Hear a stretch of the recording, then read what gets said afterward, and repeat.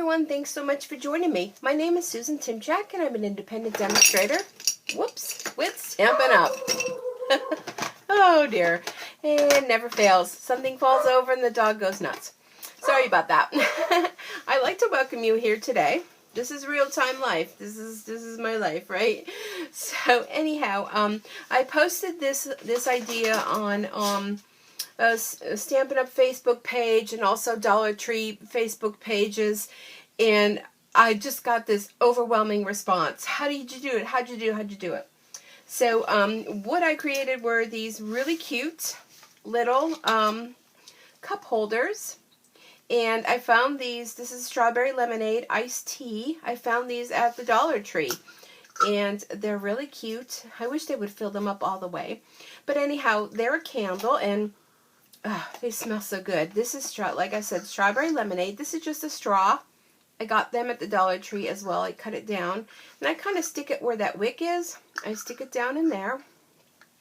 And I mean, it's kind of blah like that, but when you create a box like this is like fabulous for gift giving. And the other fun part is this comes out of the back and opens up, and you can put a little gift card in there. So isn't that just sweet? I thought it was great. Now, this is not my idea. I got the idea from, and I wanted to give her credit, from Jackie Bolius. Bolius, I think she says her name. And she came up with the idea using the coffee cup ones that were out over the holiday time. But when my daughter and I were shopping at Dollar Tree and we saw these, I thought, oh, I got to come home and decorate them. Now, all the materials that are used on creating these are from Stampin' Up! Because I am a Stampin' Up! Demonstrator. And some of the items are retired products, though, unfortunately. I went through my stash because I knew I had some paper that had little strawberries and things on it. And some of my punches, I'm going to show you how to do that. The other one I have to share with you, this is the Cool Lime Iced Tea Scented Candle. And these are actually made by Old Williamsburg. And I've heard of that name before. I don't know if you've heard of it too, but this is made the same way. This is using our, actually a stamp set and a punch that is currently available. The lemon stamp set and some coordinating ribbon, and I thought that came out really cute. And one more, let me push those aside. One more I have to share with you. I'm sure you have seen these in the Dollar Tree. These cute little candles. And this one is birthday cake, and these smell so good too. It comes with the top already on it, so you could still find these along with the other ones in the Dollar Tree. And I just kind of decorated it up to make it look like a little, you know, a little cake kind of thing. I used some retiring product that's soon to be retired, the punch and coordinating stamp set, and just stamped a little happy celebrate hooray. And I made the box basically the same way as the other one, just decorated it up a little bit different. So it's been overwhelming with the response, and I have to show you how to make it because everybody wants to know. But like I said, not my idea, but it is from another demonstrator, and I just want to thank her for sharing her talents, and I kind of made it a little bit into mine. Went by her design, but made it into mine. Okay, so I have some retiring cardstock here, and in order to make the box, you need 3 different pieces. Okay, your first piece, this one is cut at 6.5 by 6.5. Your second piece, this one here, is cut at 3 by 11. And the third piece is cut at 2 7/8 by 7. And I'm using my Simply Score tool, which again is a Stampin' Up! Tool. And I'm going to use this to do my scoring. So let's get started. The easiest one to score, this is the 2 7/8 by 7. So I'm going to stick this in here, and I'm going to, it comes with the scoring tool, and in this little drawer here comes these little markers that you see at the top. So this gets scored at 3 inches. Let me use the wider. Okay, so 3 inches. Okay, and that's going to get folded like that. Sorry about my dog. She probably sees something blowing by. Okay, so the 6.5 by 6.5 square, this is going to get scored at 1 3/4 all the way around. Now, if you find you have trouble with doing your scoring that maybe your scoring tool isn't quite cooperating with you, you can go ahead and take a little bit of wax paper. Oop, I went off track there. No problem. Wax paper, rub your wax paper over here. That kind of helps you to glide along a little easier with your scoring tool. Okay, so there you have that. I know it's hard to see, but I can kind of see it. Okay, and then the long piece, the 3 by 11. Now this one is going to get scored at 1 3/4. I'm going to look at my notes here. 4 3/4. 6 1/2. And 9 1/2. Okay, and there you have that. Okay, so we are done with the scoring tool for now. So, one thing I did forget to get together, and I'm going to be using a Big Shot. And I forgot to get my, I hope they're right here, layering squares. I need my layering circles. And this is our die cut machine, and we're going to be using, this is the layering circles, the framelit dies, and we need the large one here. They come with scallops and circles if you're not familiar with Stampin' Up. And we're going to put this inside here, and oh, that one's too large. Alright, let me see, where is the one that I used? Hold on, let me get these out. I like to use these little magnetic sheets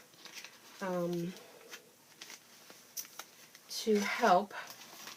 Is that, no, that one is too large. Look at, I'm thinking like it's not here. I need one bigger than that.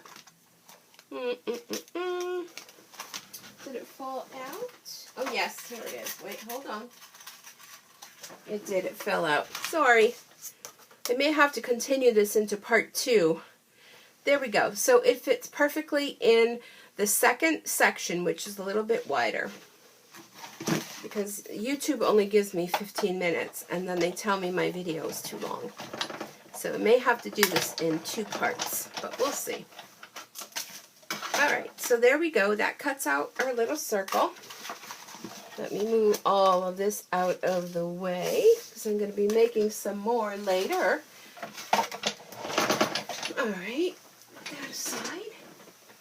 Okay, so we don't need the circle. You can use it for something else if you'd like.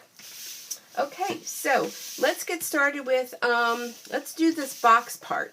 So this is going to be the inside of the box, and a bone folder is a must when doing projects with the scoring. So we're just going to go ahead with our bone folder, and we're just going to go ahead and score all this to get a nice crisp crease. Alright, and then this box is going to go together. Now you'll notice the one end is a little wider than the other. We want the wider end, you know, to create our little stand-up box. So I'm going to put the adhesive on this shorter end. I'm using Fast Fuse, which is a Stampin' Up! Product. And we're just going to put this together just like that. Okay, that's our insert. So the 6 1/2 by 6 1/2 piece, we're going to go ahead and trim up on 2 sides. Doesn't matter because it's square. Flip it around, opposite sides, and do that. And then we want to go ahead with our bone folder again. This is going to create the bottom of the box.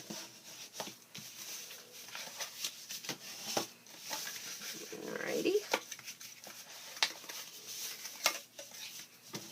And that part where I kind of zhushed a little bit, you're not even going to see that. Alright, so there is our box, and this is how it's going to go together. The long pieces are going to go in. Well, actually, the short pieces will go in, and then the long pieces, and that will create your little box. But before we do that, I have some pieces of Designer Series paper, and we need 4 of them, one for each side. So these are cut at 2 3/4 by 1 1/2. And the great part about Stampin' Up! Designer Series paper, is this the right way? Yeah, I have to fold it around, is it's double-sided. So you have your choice of what side you want to use. I'm going to flip all these over. I'm going to cover these up just to make it a little bit nicer. This is a great way to use up some of your scraps that you have.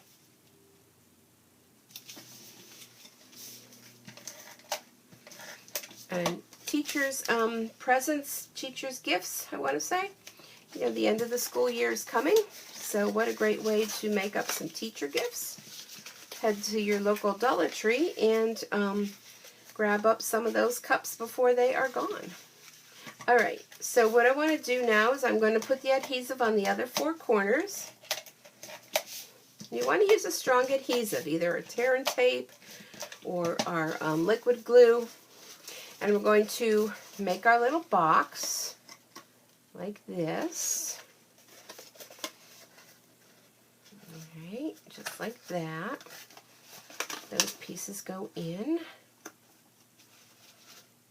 Alright, just like that. And there is our box. And here's our little insert, which I use my little bone folder to press that down inside. Let me grab a candle. So you'll take these straws. They come in a huge pack. Just cut them down to whatever size you like. And that's going to go right inside there. And see, it's not going to really roll around. So now to do our little gift card holder, we're going to take this piece. And this folds like this. This will go on the top. And you can mix and match your papers if you like.